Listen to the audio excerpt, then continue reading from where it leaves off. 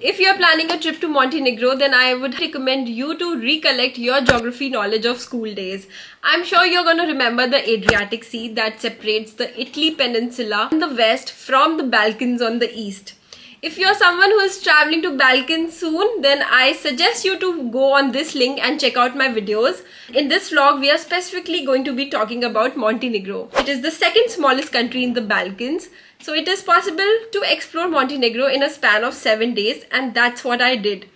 You can cover the same places in a short span of time as well. Let me also talk about 3 things. The first thing is the best time to visit Montenegro. The second thing being the accommodation in Montenegro. And the third thing, how you can travel in Montenegro. So traditionally, the summer months, June through September, are considered to be a good time to visit Montenegro. But if you are someone who want to avoid the crowds and exploring is a priority for you, then I suggest you going there in the shoulder season, which is from the months from March through May.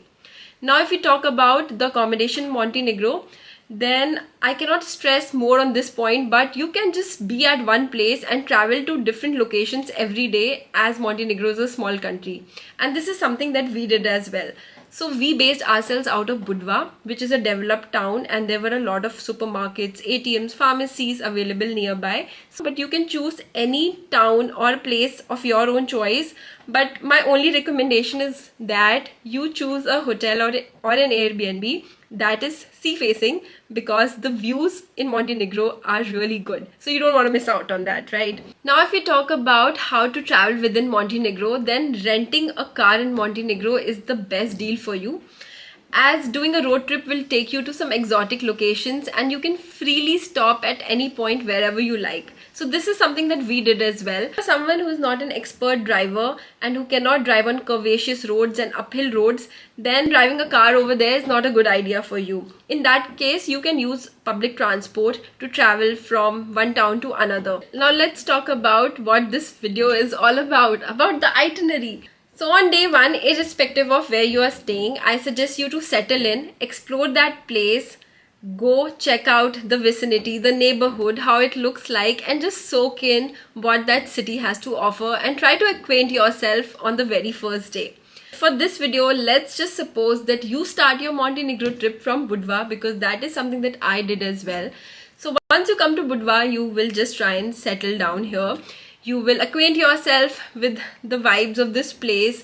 You will pass through some narrow alleyways. You will maybe eat something. So you will find that there are a lot of pizza shops over here, and that's purely because this country is quite close to Italy. So it has that influence, and Italian food is a lot popular. Then while you're walking through the old town, you'll end up reaching this beach, which is called the Ricardova Glova beach. So if you are anyone like me, then you'll end up going to the beach on the very first day. So now we have arrived to day 2, and you're already quite familiar with Budva at this point. So you can start with exploring the Budva fort. Once you are inside the fort, I think it's going to take you somewhere around 2 hours, but it totally depends on how much time you want to spend inside the fort. So you can end up spending more time or less time, but anyway 2 hours is what I think is good enough to explore the Budva fort. And once you reach on the top of the fort, you will witness panoramic views. The water over there is so clean. You will also see some islands from there, so it is something that I highly recommend. Once you make your way back to the old town, we still have a lot of time left for the day, so I suggest you to check out the Kings and the Queens beach. Once you go there, you'll find the Milošev Palace. There's King's Beach right in front of the Milošev Palace. There's a cave. You pass through the caves, soak in the views, walk for 2 minutes, and then you reach the Queen's Beach. I witnessed a beautiful sunset, and I think that was one of the best sunsets of my life. And for the night, you can go out party at a club if that is something that interests you. I don't have any particular club recommendations, but you can check out TripAdvisor to find out good clubs in that area. For dinner, you can also try this restaurant called the Haide, which I really liked. So I'm gonna leave the name over here. You can check them out. Their food was really yum. On day 3, you can drive down to the coastal town of Sveti Stefan, which is a jewel in Montenegro. I don't think there is any reason for you to not go to this area and check out the beaches over there. So the beaches there are quite pebbly and rocky, but I'm sure you're gonna love the views that Sveti Stefan beach has to offer. So just spend a quiet afternoon lazing around at the beach, and you can also swim in the sea. By the way, did you know that Djokovic got married in Sveti Stefan? If you're someone who's also looking for some exotic location for your wedding, then I think Sveti Stefan can be that place. And then after spending your afternoon, just how I mentioned, you can go to this location for a stunning view of Sveti Stefan. And this viewpoint is going to blow your mind. Popular only among locals and not among tourists, so it's not going to be crowded. And I'm leaving clips from my visit so you can see how beautiful the views are. So now we have entered into day 4, and without wasting any of your time, I want you to get up, get dressed and drive from Budva to Kotor. Once you are closer to Kotor, you will see those giant black mountains, and that site is something to watch. Once you are in the Kotor town, you will find a tourist information center. You can go there, collect any information that you need. But firstly, you can make your way to the Kotor fort. So it is going to be a 45 minutes hike or so. Views from up there are going to be amazing. I went there during the sunset time. So the sky was looking really beautiful. So I suggest you keep that for later. So probably you can do the hike somewhere around 4 p.m. or so that you are able to witness the sunset from the top of the fort. And before that, you can check out all the cute streets. Kotor is also famous for the cats, so you will find a lot of stray cats wandering around in the streets. You can have lunch at any of the restaurants. These restaurants are basically located in the historical buildings, so you'll find them quite old and vintage. Also, there are a couple of museums in Kotor. You can buy the museum pass, and I think that pass allows you to visit all the 4-5 museums that Kotor has. We went only to the cats museum and it was quite fun, honestly. So that is something that you can do as well. So Kotor is a town that is famous for the cat. I have also made a specific video just about Kotor. So I'm going to leave all the links in the description box. So be sure to check that out. For day 5, you can go to this quaint village called as Perast. It is not necessary for you to cover it on day 5. You can actually do it on any of the days. You can also decide not to spend an entire day. So it totally depends on how long you're going to be there in Montenegro. So you have to go there and explore it at least for 1 or 2 hours.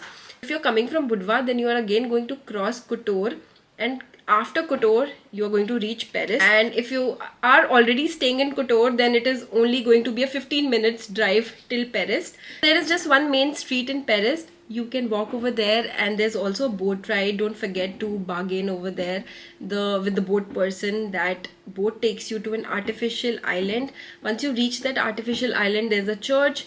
You can take photos of the Bay of Kotor. So on that island, you will spend somewhere around 1 or 2 hours, and then the same boat person is going to pick you up and drop you back to the main street. So once you're back on the main street, you can have an ice cream, check out the small souvenir shops over there.